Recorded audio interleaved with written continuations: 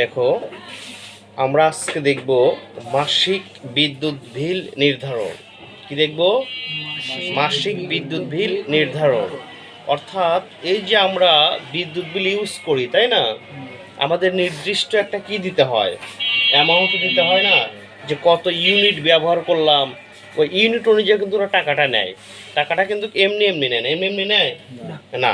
আমরা যদি দেখি বিদ্যুৎ বিলের যদি এক সাইডে যদি ফলো করি এইভাবে, দেখবো যে এখানে 50 ইউনিট আছে, ইউনিটটা থাকবে। আবার এখানে রেট দেওয়া থাকে যে 1 থেকে 70 ইউনিট পর্যন্ত এত টাকা বিল আসবে, এরকম একটা রেট থাকে না? ওইটাকে ক্যালকুলেশন করেই কিন্তু ওরা বিলটা নামায়, তাই না? তো এইরকম আমরা আজকে একটা শিট দেখবো, একটা প্রজেক্ট হচ্ছে 33 নম্বর প্রজেক্টটা, মাসিক বিদ্যুৎ বিল নির্ধারণ।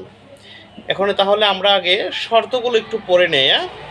আমরা একটি বিদ্যুৎ অফিসে মাসিক ইলেকট্রিক বিল বের করব, শর্ত থাকে যে, অর্থাৎ শর্ত ছাড়া কিন্তু কোনো মানুষই চলে না। চলে? শর্ত ছাড়া কোনো মানুষ এক পাও চলে না। তাহলে শর্তটাকে আমরা একটু দেখব। 1 ইউনিট থেকে, একটু খেয়াল করো সবাই, 1 ইউনিট থেকে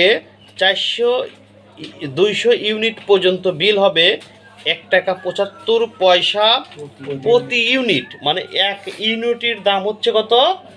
1 টাকা 75 পয়সা। যেহেতু প্রতি ইউনিট বলছে, প্রতি ইউনিট বলতে 1 ইউনিট, তাই না? 1 টাকা 75 পয়সা। 2 নম্বর শর্ততে আমরা চলে আসি। 201 ইউনিট থেকে 400 ইউনিট পর্যন্ত বিল হবে 2 টাকা 50 পয়সা প্রতি ইউনিট। আমি তোমাদের বলছিলাম না, বাংলাটা ধরো একটু। তারপরে দেখো, 400 ইউনিটের বেশি হলে বিল হবে 4 টাকা 75 পয়সা প্রতি ইউনিট। অর্থাৎ এখানে বলতে 400 ইউনিটের বেশি হলে, এখানে যদি 1000 ইউনিটই হয় তারপরেও 4 টাকা 75 পয়সা। এর বেশি বলছে, বেশি যত খুশি তত হতে পারে, 4 টাকা 75 পয়সা। তাহলে এই যে আমরা বাংলাটা একটু পড়লাম প্রজেক্টর, তাই না? এই বাংলাটা যদি আমরা বুঝতে পারি তাহলে আমাদের এই বিদ্যুৎ বিলটা একদম পানির মতো, একদম ইজি হয়ে যাবে। তোমরা এই বাংলাটা যদি ভালো করে বুঝতে পারো, তাহলে আমি যেটা পড়লাম তোমরা আশা করি এটা বুঝতে পারছো, তাই না?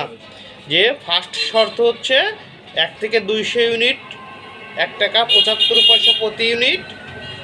2 নম্বর শর্ত হচ্ছে 201 থেকে 400 ইউনিট পর্যন্ত বিল হবে 2 টাকা 75 পয়সা প্রতি ইউনিট।